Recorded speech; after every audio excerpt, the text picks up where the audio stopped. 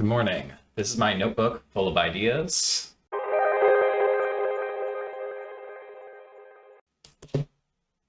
In today's, we're going to be, what are we going to be doing? We're going to be carving a raccoon. The raccoon design that I'm going to be butchering is by the Maker Experience. I'm going to leave a link down below if you want to see someone actually do a good job making this, and also a link to subscribe to their channel. I have a bunch of their stuff bookmarked.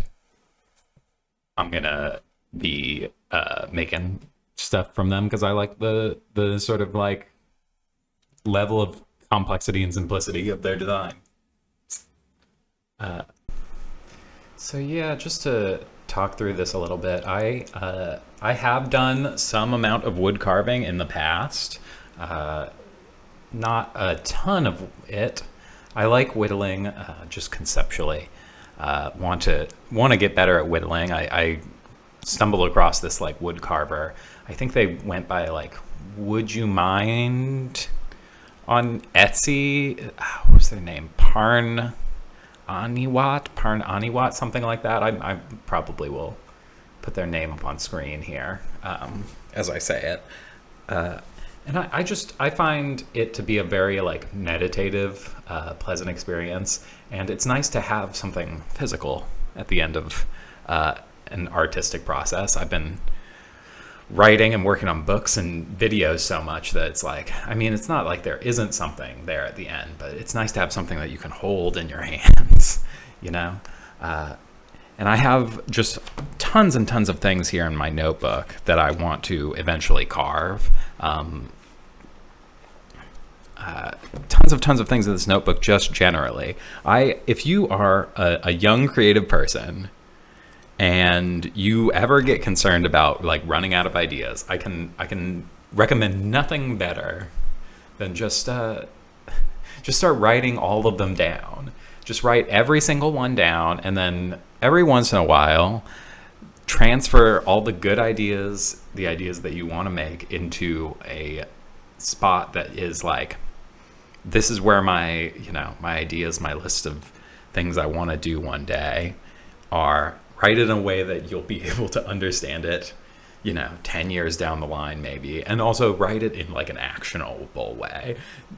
Don't write like, I want to become a great oil painter. Write like, do an oil painting, or do 10 oil paintings, or whatever the thing is. Paint this using oil painting. And you will rapidly, I realize looking at this notebook that I have more ideas in here than I will ever be. I will die before I ever run out of things to make or create. There's a million things, and we only have a little bit of time to do them. To talk a little bit about my carving here, I'm not staying very well in the zone. I sort of was putting the tray here to try and help myself remember to keep the carving where you could see me doing it, but I'm constantly picking it up and moving away and pulling it up closer to my body to get like better leverage on some certain cut. So I apologize for that. This is probably not this is not the educational, here's how you do this carving. What you're gonna see as it comes out, and I think I've actually probably already realized it at this point in the process, at this point in the video, that I had made a huge mistake and misunderstood one of the instructions in the original tutorial. Rather than carving out like a sort of S shape, the first like 2 cuts almost, you're supposed to carve out like from the feet to the tip of the nose of the raccoon. You're supposed to carve away all that space, and from the tail, the sort of butt of the raccoon down to the tip of its tail, you're supposed to carve away that place. So it's sort of like a long extended Z shape, and instead I made like a wide T shape, and that's just my mistake. There's nothing I can, there was nothing in the video that made me think that. I just wasn't paying attention. I was too focused on like getting back into it, because it has been a long time. I got these carving tools,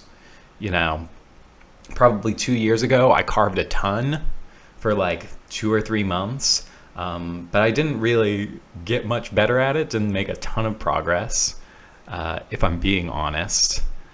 Didn't really, I mean, so part of it was I just wasn't practicing with intention. I was just like, well, I'm just going to carve a new thing. And I wasn't really focusing on like, how can I improve on this? What did I do wrong here? So I may actually in the future just try and carve this raccoon a few times in a row, a bunch of times, so I can hopefully like learn something about the process in there.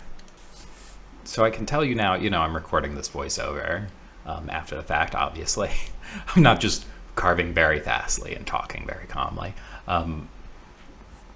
I can tell you that what comes out at the end of this is barely, you can tell it's a raccoon, but I think really only because I painted it at the end. And even that was a slapdash job. I was feeling very down about how this went, if I'm being honest. But listen, I have to put out a video this week. I have to get this one done today, basically, or else I'm not going to hit my Friday target. And I refuse to do that. I won't, that's my practice, is I never miss a Friday. But even though it looks terrible, it looks like a baby's first wood carving, and I do mean a baby. I think a child would do a better job than me, probably, here in this moment.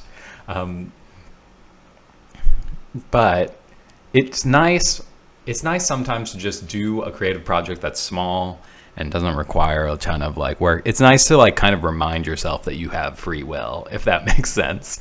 Because I built a lot of practices, a lot of habit-based stuff where I'm like, okay, I'm going to write for this amount of time. I'm going to meditate. I'm going to work out this amount. I'm going to, and my day is very routined out, which I think is good and keeps you sort of disciplined and doing things. But I think it also, sometimes you forget that you can just, any day, you can stand up right now. You can close this video and go for a walk, and it'll probably be a pretty good experience. So I think we're coming to the end here, and you're going to get to see what this nasty carving ended up looking like.